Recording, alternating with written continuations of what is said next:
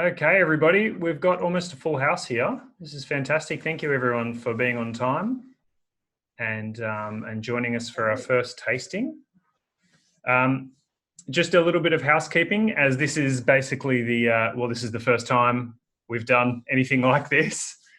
What I'll get you to do is, if you have excuse me while I'm just letting other people into the tasting. If anything does happen during the tasting, as in if your connection drops out or if you time out or anything like that happens, all you need to do is just go back to the original email and just click on the link again, and that'll bring you back into this room. So I'm not locking the room, which means that it's open for everyone to just keep coming in if they need to. So now, if you would like to ask a question, as I said before, everyone in the room is on mute to start with, except for myself, just so that it's a little bit more orderly as we get started. Now, if you would like to ask a question, please do. On the right-hand side of your screen, you'll see there is a group chat box. Now, you might need to press the participants. There's a little in bold black, it says participants. You might need to click on that, and you'll be able to see a Zoom group chat come up. If you have a question, I would like you to please write the question in that chat box. And I have my lovely assistant here, my wife, who's joining me here tonight. She's going to be reading all of your questions as they come up. I'll try and get to them as they come out. As I mentioned before, we do have a special guest joining us, bright-eyed and bushy-tailed from the UK, Mr. Alastair Cooper, who is our UK correspondent over there, based just outside of London, in Henley-on-Thames. So thank you for joining us there, Ali.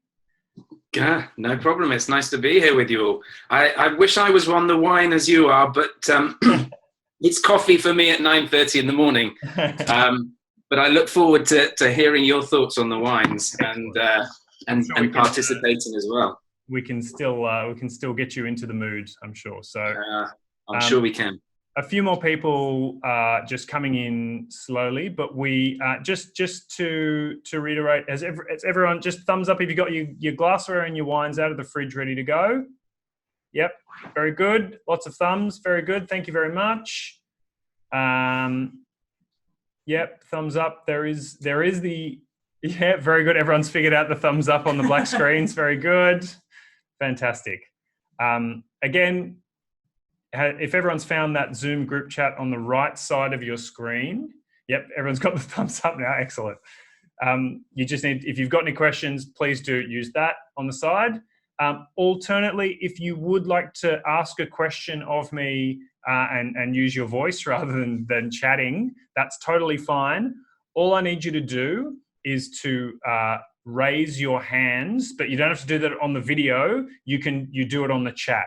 So basically, to the right where it says participants, it says there raise hand. Now that tells me, as the adjudicator here, as the speaker, that tells me that you have a question. I will then take you off mute, and you feel free to ask the question. So if you prefer to ask me the question, please feel free to do so. So we're just getting on 6:30 now, and we're almost 24 people in the room. Very good. The screen, last few coming in now. So we may actually get started. 25, beautiful, done. And Peter, last one, beautiful. Everyone is incredibly punctual. I appreciate it. Thank you.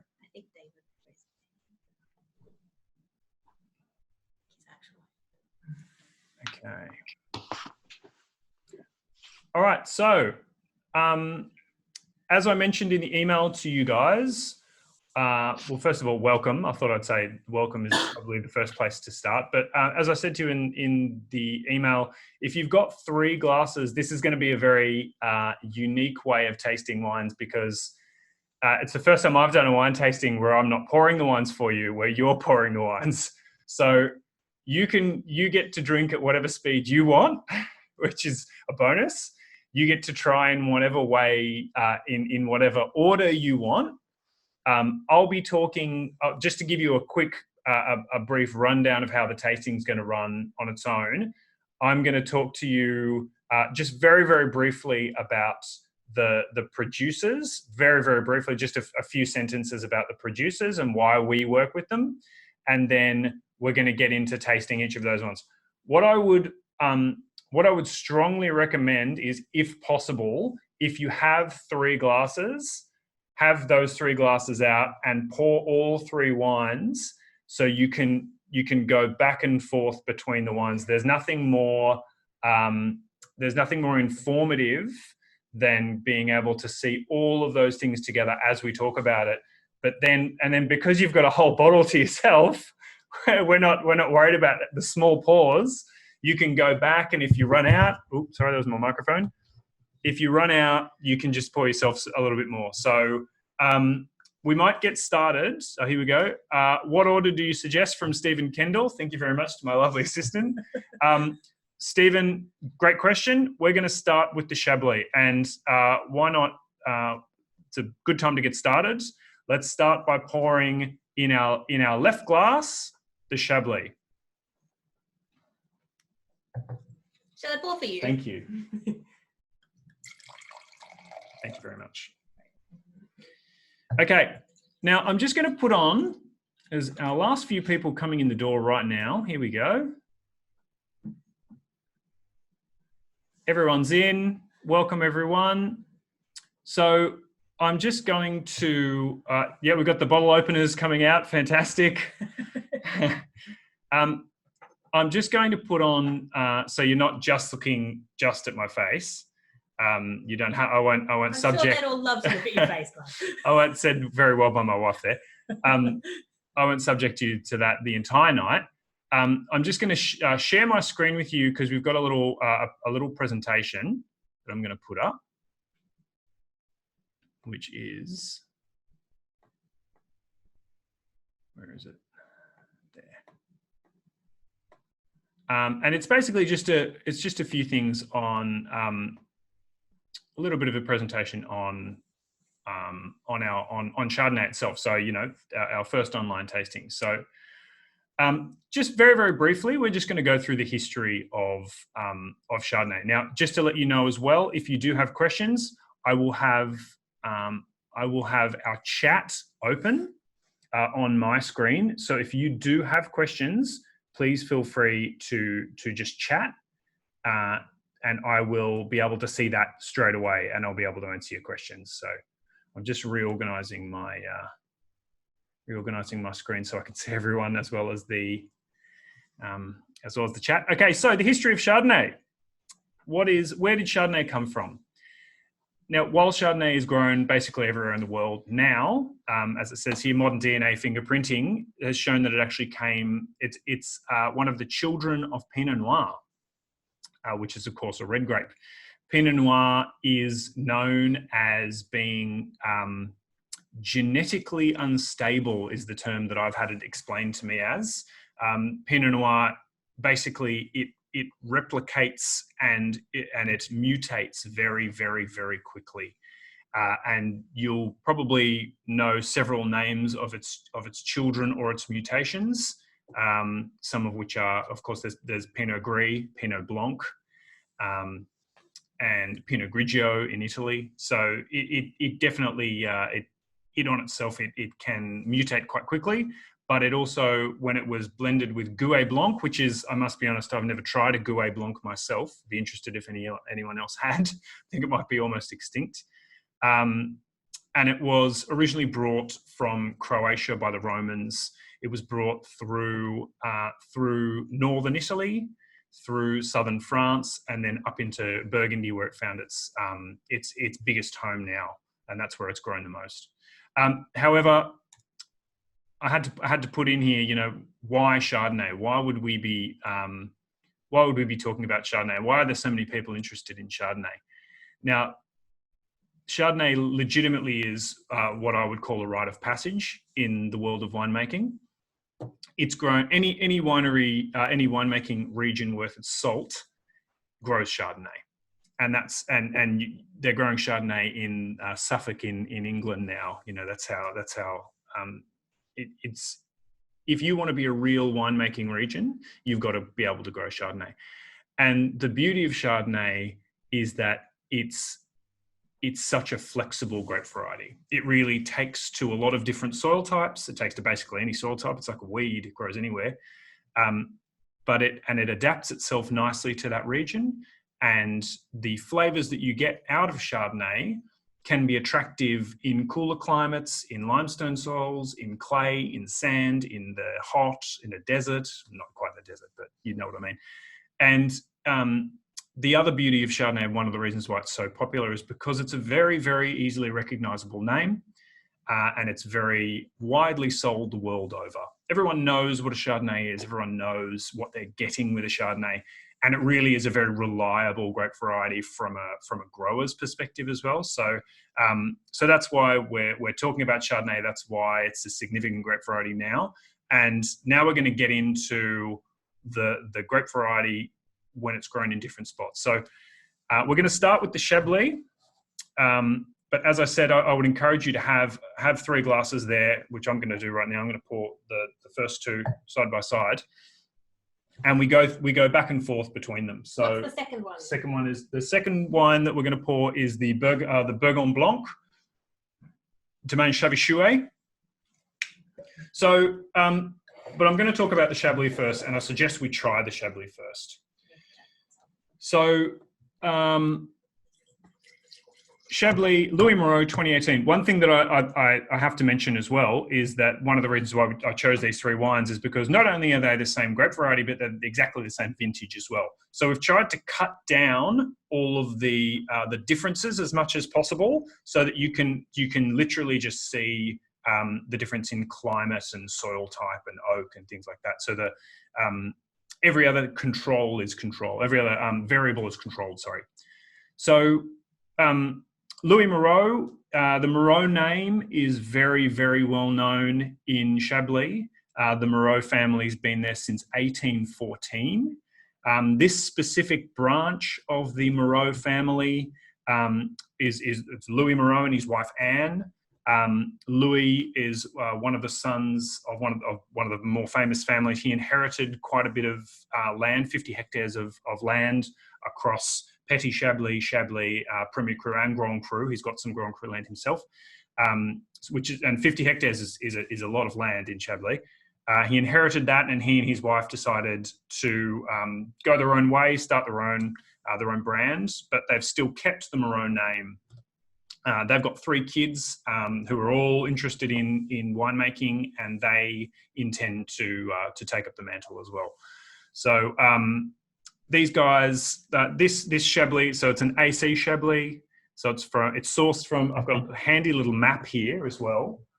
So this is the region of Burgundy. Chablis, of course, is right up in the northernmost section of Burgundy, right up in the very, very north.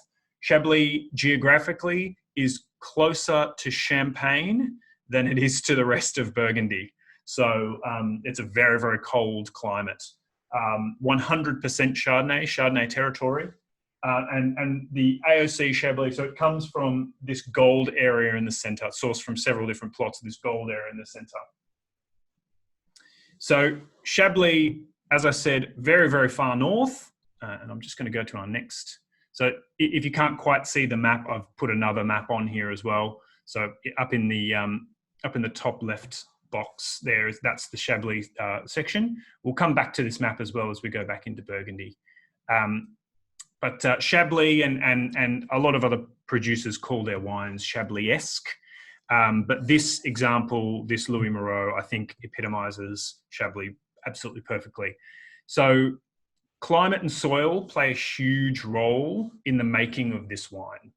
Winemaking plays a very, very minor role in making Chablis. Whereas with a lot of other Chardonnays, as we'll see, especially when we get to the final one, the Lewin Estate, you'll see that winemaking plays a much, much bigger role. But to start, we're going to start with the least amount of interference from the human side of things. So Chablis is, underneath the entire region of Chablis is a bed of limestone, just like in Champagne, it's this big limestone bed. And limestone, it's chalk, basically. It's a huge chalk, section of chalk. So all of the vines grow, it's not the easiest soil to grow anything in, but I'm just going to check. I think I've got no one's been chatting. No, oops, sorry, I've gone too far. So, where was I? So limestone soils, they're quite poor in nutrients, but they hold water very, very, very well. So in France, you're not allowed to water, you're not allowed to irrigate any of the vines. It's completely illegal, which not a lot of people know. So having a subsoil like limestone, which basically takes in the water, is very, very useful in the hot summers. And despite it being so far north, the summers, because it's inland, it does get very, very hot in Chablis during the summer. So what happens is the vines, they go deep into the soil, they go into this limestone, and they suck from the limestone all of the water during the summer. And what happens with that as well, at least the theory goes, they suck up some of the nutrients from the limestone as well. So we're just going to taste the Chablis first. We're just going to have a quick smell and we're going to taste it together. I'm going to give you my impressions. If you disagree with them, too bad. No, not really. You can of course put something in the chat or let me know. But I really do get a flinty, stony, mineral character out of this wine, and that is absolutely classic of Chablis.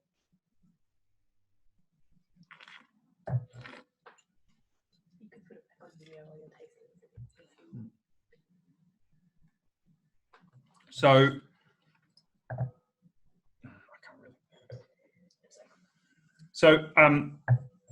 a lot of that has to do with the limestone soils, as I said. This wine is, it's wild yeast, but in an area like Burgundy, that doesn't play too much of a role in making the wine. But it's not just the limestone soils that give it that flinty mineral character. You'll also taste on the palate, it's very linear. The acidity is very high. It's very bright and sharp and linear. It doesn't have any width on the palate. It doesn't have any volume or big breadth on the palate. It's not big and round. And that's because of that's because of the winemaking, but it's because of things that have been taken out rather than things that have been put in. So this is 100% stainless steel. So not a bit of oak, not a little chip of oak allowed into these wines at all, completely unoaked. And it is also 100% malolactic fermentation controlled. So there's no malolactic fermentation. What is malolactic fermentation, you ask? Here it is. So malolactic fermentation is very, very, very common with Chardonnay, with the exception of Chablis. Several other producers in the New World, when they're making a wine that is Chablis-esque, as we say, they stop malolactic fermentation. Malolactic fermentation is basically it's using a bacteria to transform. We've got someone raising their hand here. Hold on one second. I'm just gonna.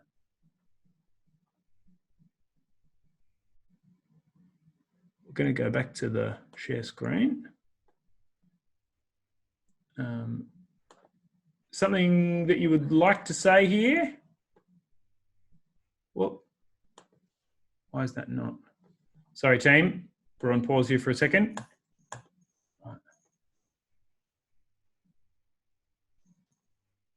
Okay.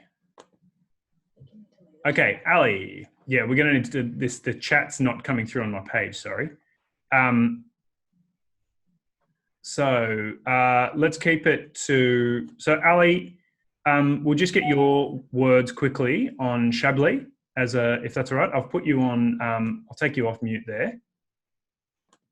Can you hear me? Yep, can hear you now. Cool. Obviously I'm drinking my coffee. So being here in the UK, it's not time for drinking wine. But my thoughts on Chablis, I echo everything you say, and I think that the one thing for me with Chablis is that purity, and a lot of that purity does come from the soils, as Mark was saying, and the impact of limestone is fundamental here with Chablis, that flinty character that you can get. So there's so much purity that comes from the vineyard, and then, as Mark was saying, the malolactic character, which pretty much all Chablis does go through, because it's such a cool climate. As Mark said, it's close to Champagne. It's very cool there. So the malolactic fermentation is a necessary part to round off that acidity. So did you say that this one doesn't go through malolactic though, Mark? This one does not go through malolactic. Wow. Yeah. Okay. That's interesting, because nearly all Chablis does, and there are some producers that don't, because it can be very, very linear. So are you finding this one super linear? Yeah, absolutely. And a part of that has to do with the 2018 vintage as well, being as warm as it was. You're right. 2018 was a good thing. And I think you touch on another interesting point there with Chablis. Vintage is so important. They went through, I think, 3 vintages where they lost pretty much everything through hail. It's a very, very marginal climate. Unlike, Margaret River that we're going to look at, or unlike other Chardonnays from around the world, it is a marginal climate. So I think they suffer from frost, from spring frost, and they also suffer from hail. So that marginal element is a real game for these guys. And with climate change happening, the extremes are becoming bigger. So it's probably the purest expression of Chardonnay that there is out there, I would say. Yeah, it's what I like to say is it's definitely the most unadulterated version of Chardonnay out there.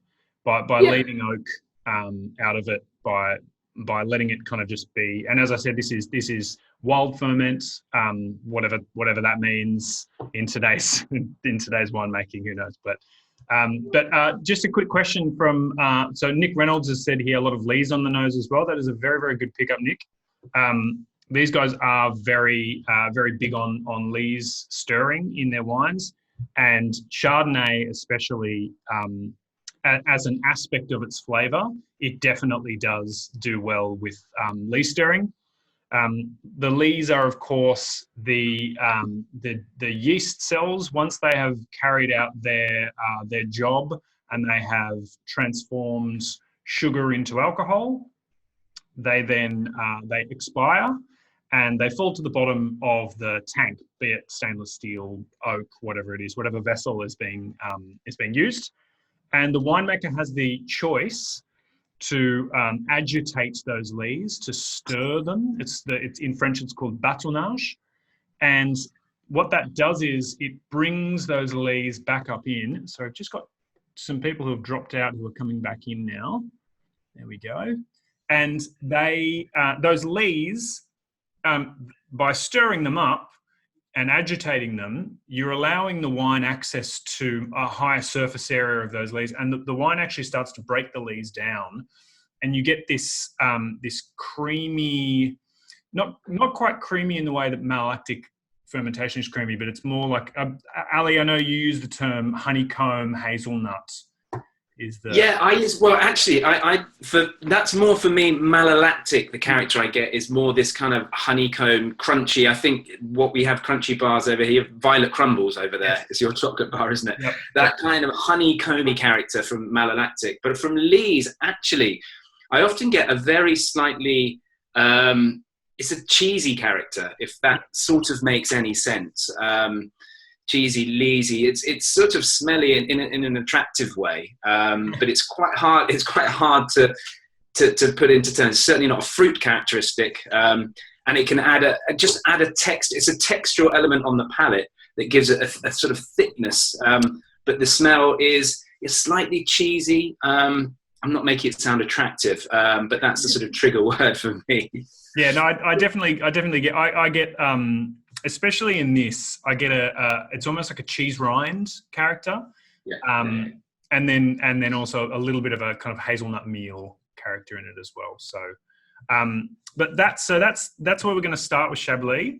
We're going to move on to the next wine, But of course, I would strongly encourage you to come back to the Chablis as you're tasting, just to see, to reset what your expectations are and reset where your memory is as well. Because it's very easy to, no, it's all good. It's very easy to move on to the next one and almost forget what it was that you were tasting, and then when you come back to it, you just go, oh, that's right, that's what that acidity was like. Oh yeah. So Phil has said, I'm getting a slightly sickly oil quality. Is this what you're describing concerning lees?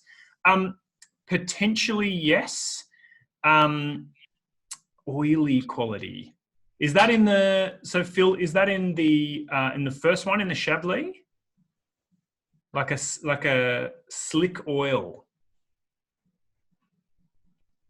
Yeah, in the Chablis. Okay, interesting. Very interesting. That may definitely be what you detect the lees as.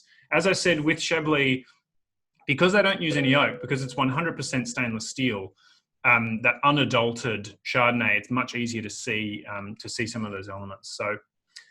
So if you haven't already, please pour yourself a second glass, which is going to be the Chablis Chouet, the Burgon Blanc. Let's see if the light will kick in. Burgon Blanc. Now, just a few quick words on Chablis Chouet. One of my favourite producers, Romeric Chavy, is the winemaker, and the owner's name. Chouet is his mother's maiden name. He calls it Domaine Chavy Chouet because he inherited from his father and from his mother some lands, and he made his own vineyard, his own business, and his own winery out of and probably more textural than oil, possibly from natural fermentation. Yeah, that's a good point, Nick. Absolutely. So Romeric is, as I said, he's the owner and the winemaker. And he doesn't own a huge amount of land. He didn't inherit a huge amount of land. In Burgundy, a huge amount of land is a very different term to most of the rest of the world. A couple of hectares in Burgundy can be worth several million euros. So no one really ever owns a huge volume. But Romeric is genuinely he's viewed as, I think Decanter magazine had him as one of the most exciting up and coming young winemakers in Burgundy. Burgundy is often seen as a bit of an old school region, with a lot of, tradition is everything in Burgundy. The law is the law, and grapes have to be grown in this certain way, in this certain angle, and on this certain hill. And Romeric, while he went to enology school, he studied winemaking, and he definitely studied with other masters from Burgundy. He definitely takes a more modern view to Burgundy, to making white Burgundy. So this white Burgundy comes from, so it's a Burgon Blanc, and it is literally on the border of Puligny-Montrachet. So that's, if you see it on the map here, Puligny-Montrachet is directly in the center of Burgundy. So it's just here. So you've got Chassagne-Montrachet to the south, Puligny-Montrachet, and then Meursault, which is one of the most famous regions for making Chardonnay in the world. Meursault is just to the north. So Romeric, this is from 40-year-old vines. Okay, I'll put the map on. That's a very good thing to do. Let's go onto the map, and I'm just going to share that screen with you again, and we're just going to go back to this map here. So if you see here in the center, you'll see Puligny-Montrachet is the little section just there. So Meursault to the north, as I said, Chassagne-Montrachet to the kind of southwest. The very southern tip of the Côte d'Arbonne. Very famous region for making white wines, obviously. So as I said, so 40-year-old vines, planted 10,000 vines per hectare, which is very normal in Burgundy. It's in Australia that would be viewed as absolute madness, but in Burgundy that's completely normal. tiny, tiny little stumpy vines, 1 meter high. And it's on clay sand soils and with limestone underneath. So it has 10 months, it spends 10 months in oak, 10% of which is new. So only a tiny, tiny percent of new oak in this. So let's have a quick a smell and a taste, and then and we'll have a quick discussion around. And Ali, I might get your views as well about Domaine Chavy-Chouet, who Alastair and I have actually been to Romeric's his estate before. We were there last year. Met his enormous dog that looks more like a horse than a dog. Yeah. So immediately with this wine, on the nose, but also on the palate, I find it's a richer wine. So what do I mean by richer wine? So first of all, the fruit spectrum is very different, whereas it's more grapefruit, lime in the fruit spectrum in the Chablis. In this one, it's more, it's not quite tropical fruit, but it's more nectarine. There's still a bit of grapefruit, but I get a lot more kind of white peach and white nectarine. So you're seeing you're going from more of the citrus fruits into the more stone fruit characters. Do you want to put the chat box up? Sure. So I'm just going to go back to the main screen here. So if anyone's got any questions, we can. Okay. So yeah. So I also get a bit of spice, a bit of kind of almondy, nutty characters, and I get a more buttery character as well in this, which is very, very classic to not only Burgundy, but to Chardonnay in general. So this is 100%, as I've already mentioned, the oak. This is 100% malolactic fermentation. And so that round, creamy character and the kind of nutty spice, that is the integration of the oak with malolactic fermentation at the same time. So it's all happening together.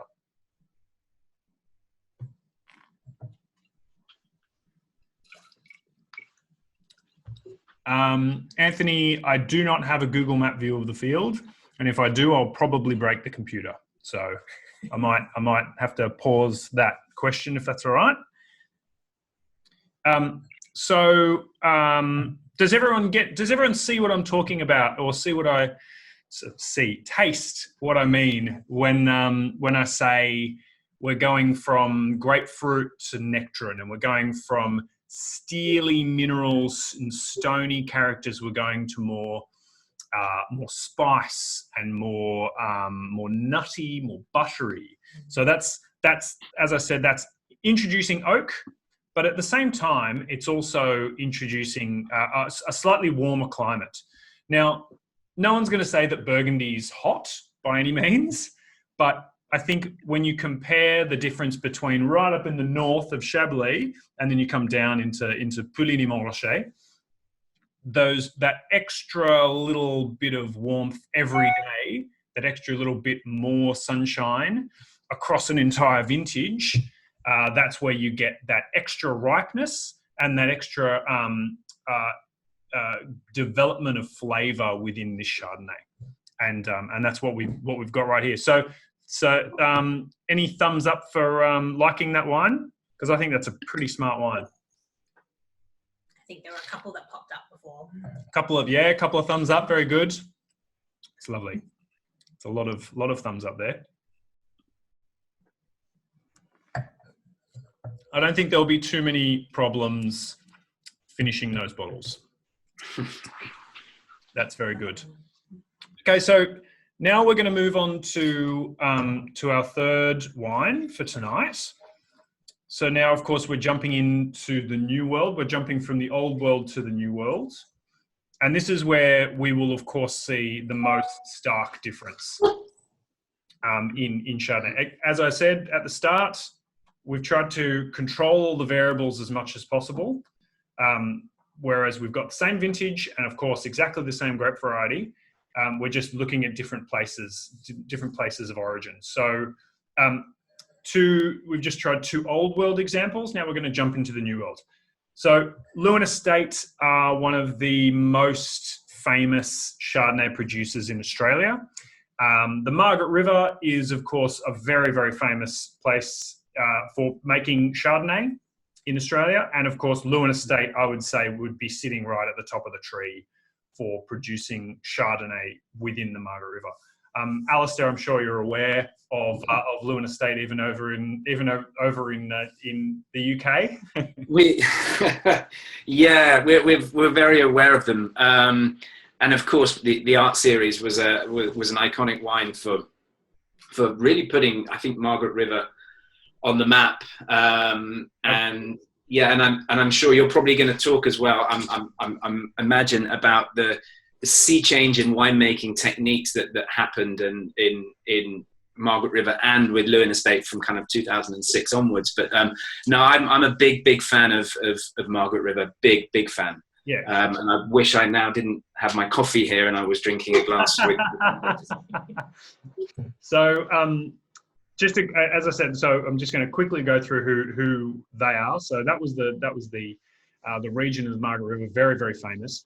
But now, not a lot of people know this, but so it was founded in 1972, Lewin Estate. So one of the original founding five, they're called the founding five. So that's Mosswood, Cullen, Lewin, Piero, I believe, and Woodlands. That's right. The founding five, who were the first five that founded vineyards or that established vineyards in the early 70s in Margaret River. So, but not a lot of people know this. Whilst the other four are up in Willowbrook, Mosswood, Cullen across the road from each other, Woodlands just down the road. Lewin is down in the southern part, and they were actually founded in part by founded by Robert Mondavi. Now, those of you who don't know the name Robert Mondavi, if you were to ever have any American friends and you ask them who Robert Mondavi was, they'd probably know very well who Robert Mondavi is. Robert Mondavi is one of the most influential producers in the Napa Valley and in California winemaking. He was very famously, he's one of the few, I think there are only 10 or 12, Ali, you might know more than I do, that survived Prohibition. Very, very few, 10 or less, I think, yeah. It might have even been less than 10, correct, yeah. So there was only a handful of winemakers that were established before Prohibition and that survived the Volstead Act and came out the other side. And then, of course, when they repealed Prohibition, wine was, of course, very, very popular. So the Mondavi empire grew from there.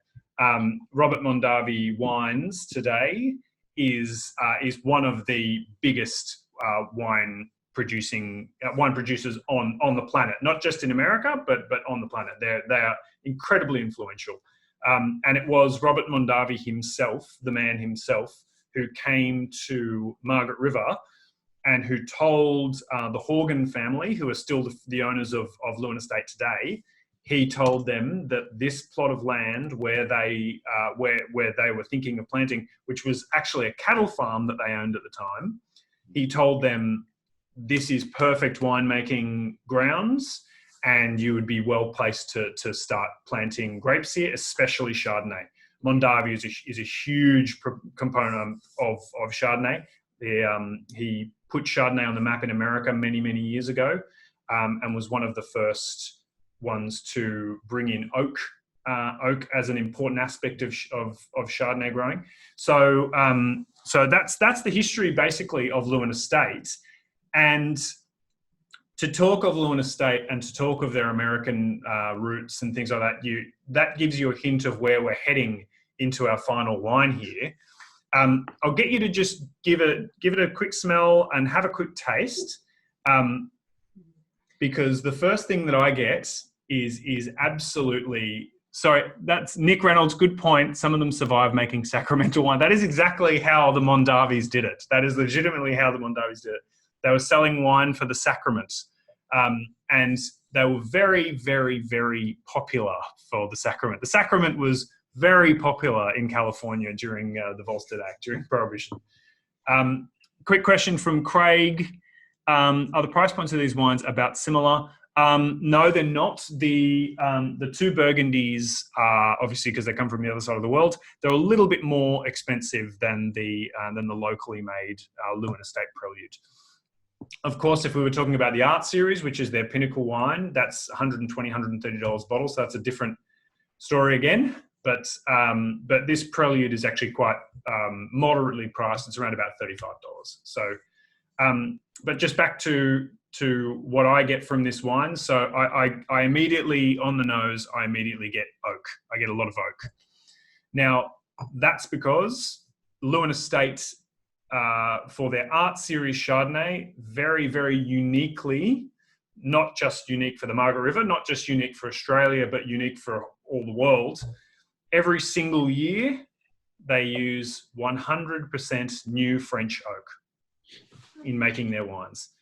Very, very unique. Even in Burgundy, where Chardonnay comes from, there are yes, Nick Reynolds has just put $3 signs up. That is exactly right.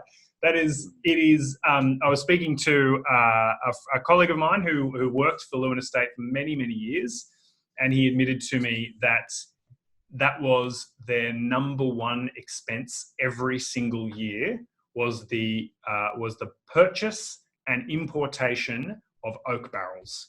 That was more expensive than the fruit. It was more expensive than the winemaker, than all of their staff put together. It was more expensive than them putting on I don't know if you noticed, but the Lewin Estate concert is a very, very famous thing. Every year they have a famous musician come out. They've had country music singer Shania Twain was out there a couple of years ago. Yeah. And it's more expensive than hosting that. The oak is incredibly expensive. So they use 100% new oak on their Art Series Chardonnay. And then not a lot of people know this, but after that oak is used for that first time, all of that oak, which has been seasoned by their top wine, the Prelude, which is the wine we're drinking now, their second tier wine, goes into those barrels, those beautiful barrels that have been, so they're not new barrels anymore. They've been used for a year. However, they are still exceptional quality barrels. And you do still get a very, very strong note of, I get a lot of cedar and caramel. I get a lot of as well on the nose of this. And that's from the oak. That's from the abundance of oak that they use in this. So again, I'm going to encourage you to revisit some of the other wines as we taste this. You're going to see, I would strongly, strongly suggest that you go back to, give yourself a chance to have a look at the Margaret River, the Lewin Estate. Then go back to our first wine. Go back to the Chablis. And I think that's where you're really going to see the big difference. You're going to see a huge disparity between the body, the width, the flavor, the power between those two wines. The Chablis to me is very linear and straight on the palate, whereas the Margaret River wine is rounder and it's more voluptuous. So Alastair, does the Lewin Prelude go through malate? 100%. 100% malolactic, yeah. I checked the stats on this wine is 100%, yeah.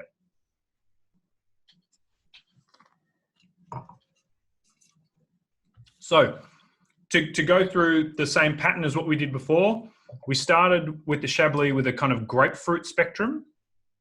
We then moved down further south into Burgundy to a slightly warmer section where we get more white peach, white nectarine.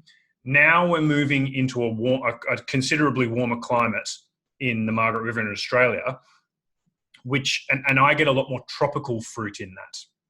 I'm getting that yellow nectarine, really ripe yellow nectarine. I get more melon as well. I really get a strong note of rock melon from this, which of course is more of a tropical aspect. So Nick still has a bit of grapefruit on the palate, absolutely. So that will tie in nicely as a segue to what Alastair mentioned about their kind of change in what they were doing in 2006. Did you want to just quickly go into a bit of that, Ali? Well, I think, yeah, it was around 2006, and this generally is, from what I understand and what I've seen, a sea change of thought in Australia with regard Chardonnay. And Chardonnay, I always think of Chardonnay as being the red wine of the white world, in a way that there's certain elements that really become important, and how actually I think the human element of Chardonnay is important, so how the winemaker can affect it. And I think the three wines we've looked at here can really show that. So barrel fermentation can really affect wines. You can have the malolactic fermentation as well. So these human-driven process can really, in the cellar, change what essentially is quite a neutral grape, as you talked about earlier.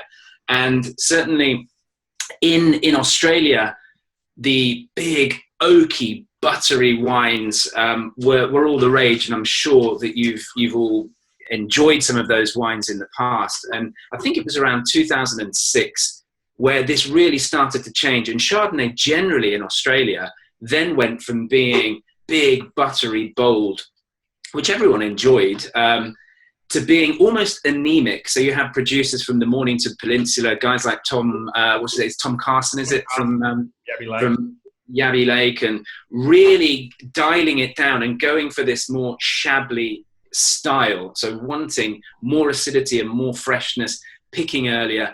And really, I think the reality of Australian Chardonnay, and we're generalizing greatly because we have Mornington, we have Margaret River, is somewhere in the middle with this. I think they dialed down the time in oak, I believe, at Lewin Estate. They're still with first use, but I think they're picking earlier and going for a slightly less ripe, opulent style with the Art Series since about 2006. It's still one of those oaky monsters. And I adore Australian Chardonnay, and I think where it is now is in about the right place. Not anemic, not really thin, and not really heavy either. So slightly dialing down the oak. And I wish I was there tasting, or wish I had a bottle of that now to taste it. We'll get you one next time, Ali, for the morning tasting. No worries. Yeah, next time. So next time, hopefully. So for those, maybe you weren't here at the beginning, I'm Alastair. So I work with Mark selecting some of these wines from the UK. I'm a master of wine, and I help these guys find some of these wines. I'm very lucky to be part of it. So we're hopefully doing some more together, Mark and I, going forward.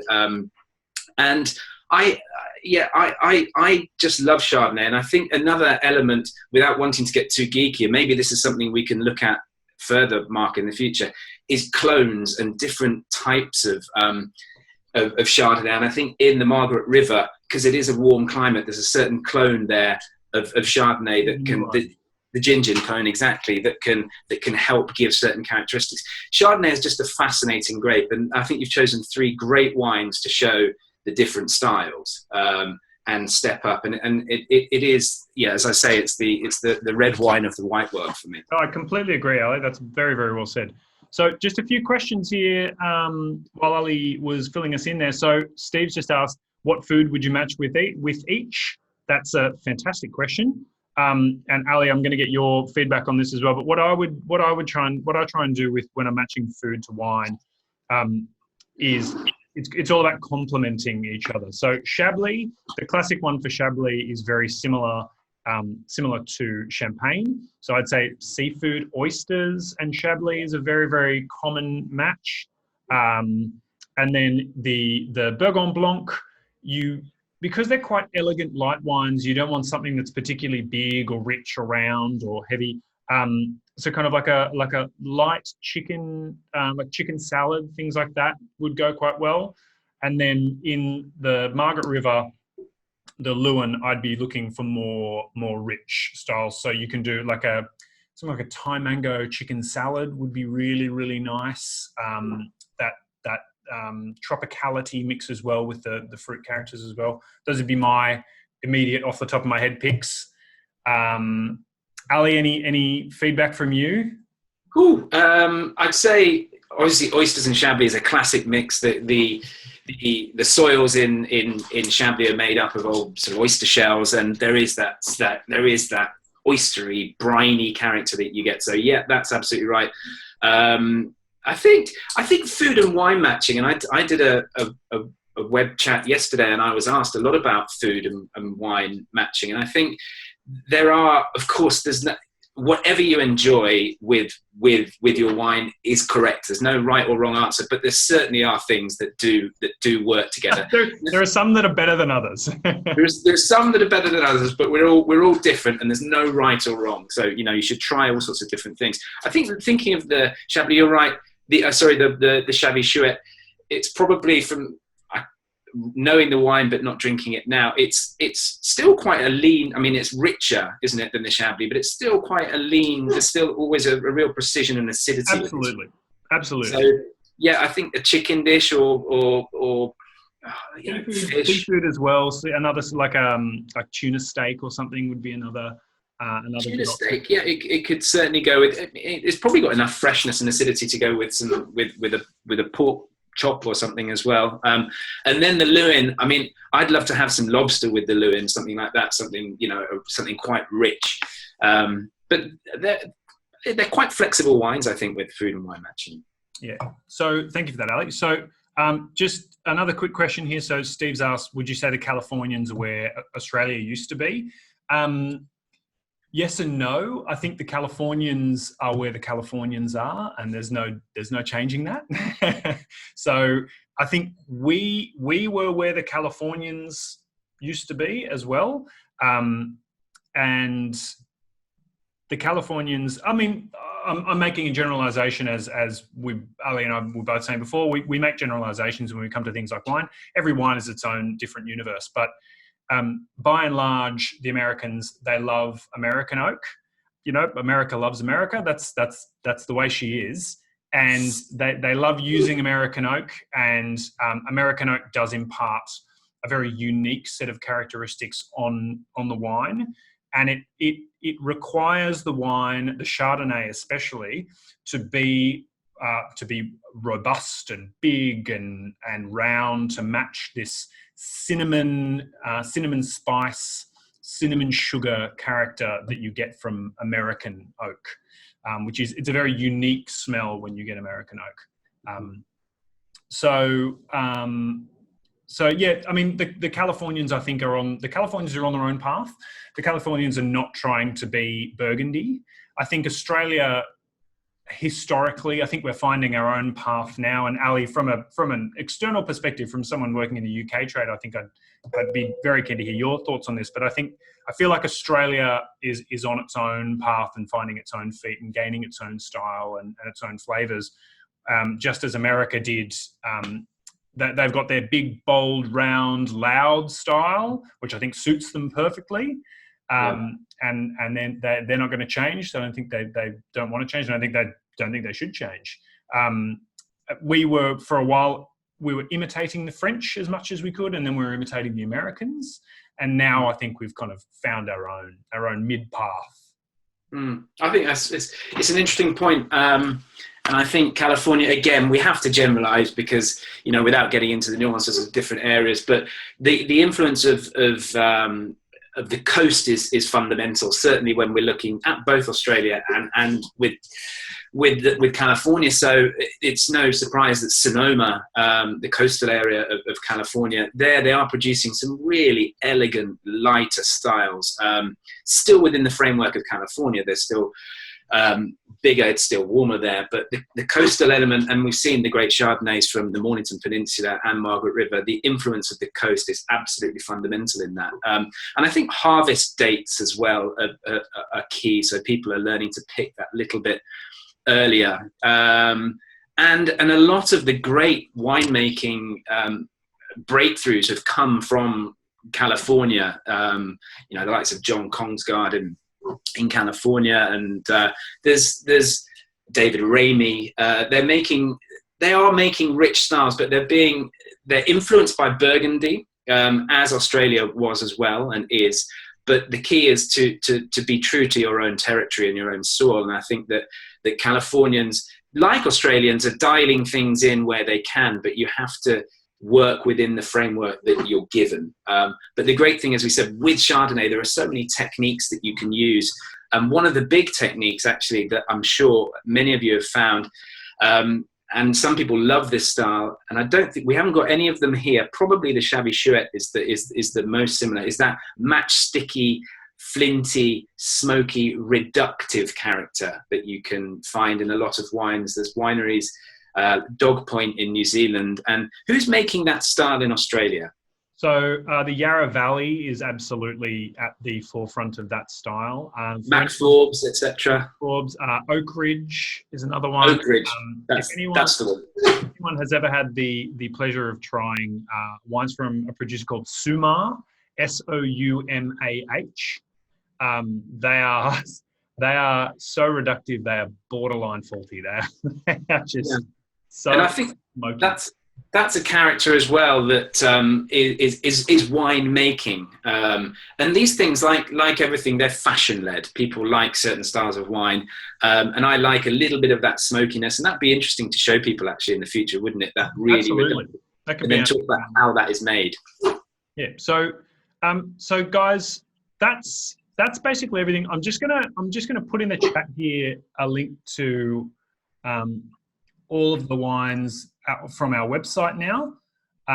Just if any of you want to go into more details about, on our website, you'll find a lot more reviews on the wines. You'll find obviously the pricing. You'll find more about the producer as well if you're interested. So I've just put that in the chat there for you guys now.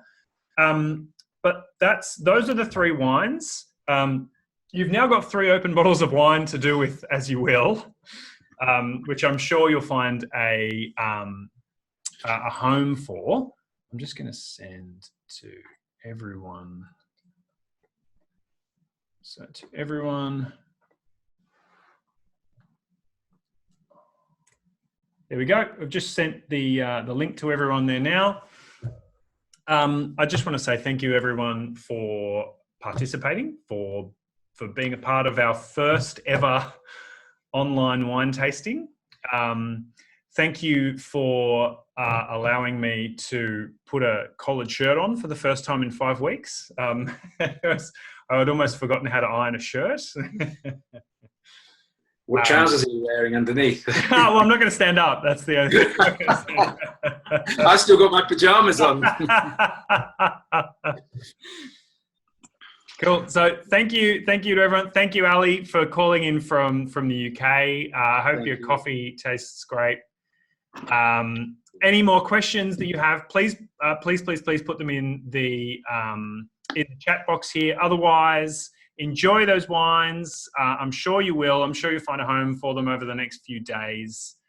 And enjoy your lockdown. Stay safe, everyone, please. Thank you to my wife as well for her assisting with the pouring and all of that. I think I mostly just drank wine. She mostly just sat there and drank wine, but that's her speciality, so that's fine. Thank you, everyone, for being a part of it. And stay safe. Stay inside. Thank you. I'm going to stick around. If you want to stick around, please do. I'm just going to enjoy my wine here. If you've got any questions, please ask. Otherwise, all you need to do is... When's the next one, Mark? Oh, next one. Sorry, next one. Good point. Next one is next week. We've got Moss Wood. We've got Keith and Claire Mugford and their 2 boys who are going to be walking us through the new release of their Cabernet and Cabernet Semillon, Semsav Blanc, and their Amy's Cab Blend. The week after that, I'm going to be starting a 4-week course on Italian wines. So we're going to be going through across 4 weeks the geography from north to south of Italy, starting up in the northeast in the Veneto, then across to Piedmont in the northwest, then central Italy, and then southern Italy. This is obviously in 4 weeks we can't cover anywhere near a small percentage of Italian wines, but Italian wines are a passion of mine. They're a passion of Ali's as well, I know. We travelled through Italy together. We were meant to do it again this year, but that's been cancelled for obvious reasons. But we're going to just try and talk through and taste through the wines of Italy to get a bit of a better understanding of why they taste like they taste, where they're from, a bit about the history, that kind of thing. So please do join us. Everything's on the website. Everything's on where you would have found these ones here. We're going to be sending out emails to everyone, of course. Sent an email today, I believe, about it. So, what was your favourite, Mark? My favourite there was the Chevy Chouet. That is the Bourgogne Blanc. That is an absolutely fantastic wine that I love, absolutely love. I think Romerick has got a very, very good talent for making wine. He's a very, very smart man. Just quickly, so David's just said here, friends who missed out on delivery. Yeah, so that's exactly right. Several people did miss out on the wines being delivered thanks to our friends at Australia Post. So I'll be running this tasting again on Tuesday night. It won't be a recording. It will be me doing the same thing again on Tuesday night. So if anyone here would like to save some wines for next Tuesday and try it again on Tuesday, you're more than welcome to. Otherwise, if you haven't drunk it all by then, absolutely, you're more than welcome to come back again. Otherwise, this has been recorded, and will be going up on our website tomorrow. If you are interested in watching it back, if you missed anything. Otherwise, come back on Tuesday. That'll be Tuesday, 6:30, same time, same place, my living room. So thank you for letting me into your living rooms as well. And I hope you enjoyed. Thank you very much. Well, Do you have any suggestions for next time?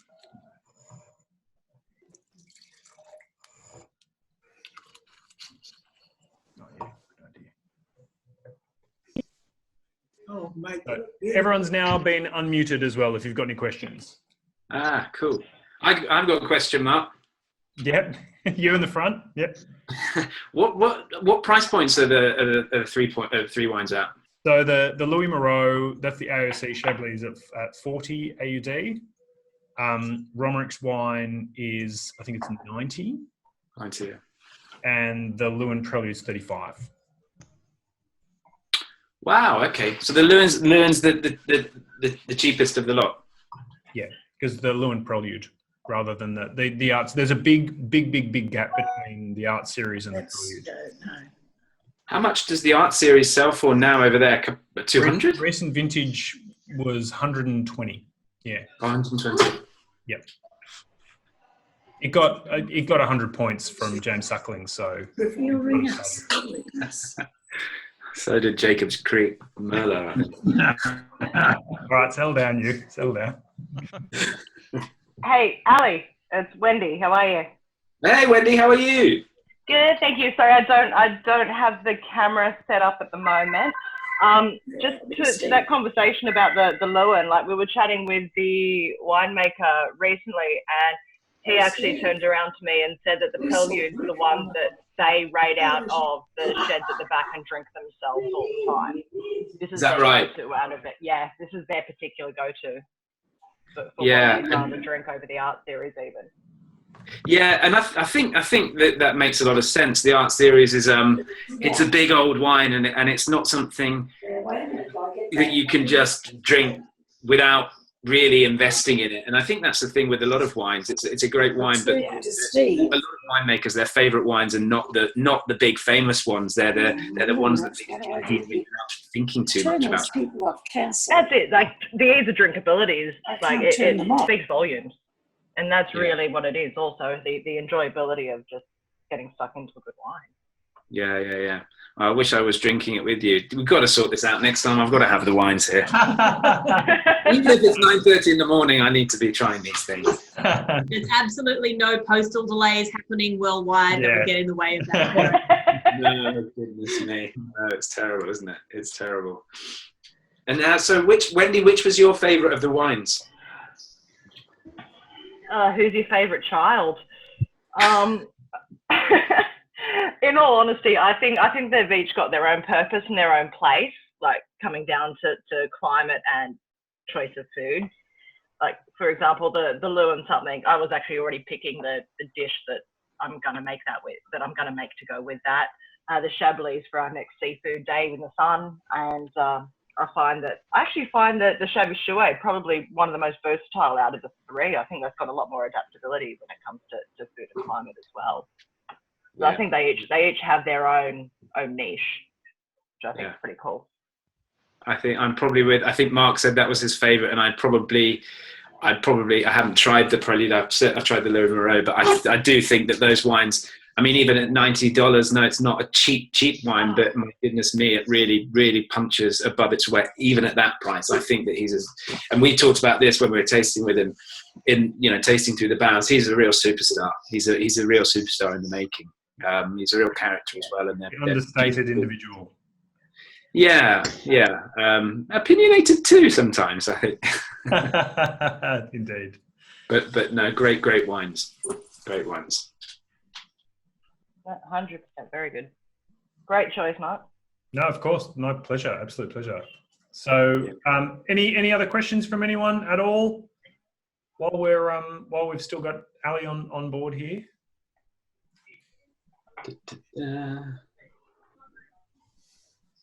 No, you're making me thirsty. It's terrible. It's actually 10:30 now. It's this lockdown thing. Is anyone else the same? It used to be for me. Just an hour and a half until midday. Yeah, hour and a half to midday, mate. Irish coffee next time. Irish coffee. Yes, Anthony. You're recovered from your COVID-19. Pressed everything, but nothing happens. Have I recovered from my COVID-19 experience? Yeah. So for anyone that's still here and listening, I believe I haven't been tested for COVID-19 because it's nigh on impossible here in the UK to get tested. But I was pretty ill with suspected coronavirus. I had breathing problems. I lost my sense of taste and smell. Had all sorts of other issues. So I was wiped out for a couple of weeks. And I think the scariest thing was, I had a high fever. I really was quite sick. But this losing your sense of smell and taste was a real issue. And I don't know how widely that's been reported in Australia as one of the symptoms, but it's been, so my brother came down with the same thing at the same time. And here we are, I think we're 6 weeks later, and he's probably still only at 10% of his smell and taste capacity. So he's really quite worried. I'm up at about 90%, I think. I'm still not 100%, but it's coming back day by day. It's a slow thing.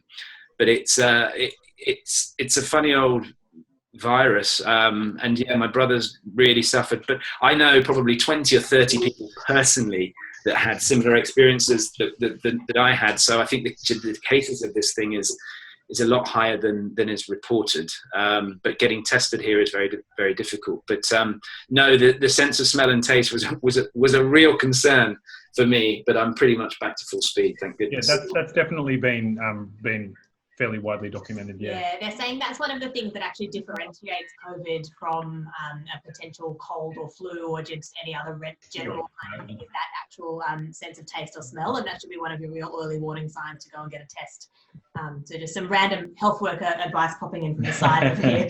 Yeah, it's interesting with that, with the it's strange. Some people, because Aspen, my girlfriend, so she was living with me when I had the suspected thing, and she didn't get many symptoms apart from losing her sense of smell and taste. So, but mine, for me, that came when I was almost at the end of the illness. Some people it's such a strange thing because for some people it's one of the only symptoms they get, and it can be an early warning. For me, it came almost at the end of the symptoms. So it's such a complex, strange virus, that there doesn't seem to be, there is no defining characteristic of what it is, of the symptoms. It's so varied on people, different people.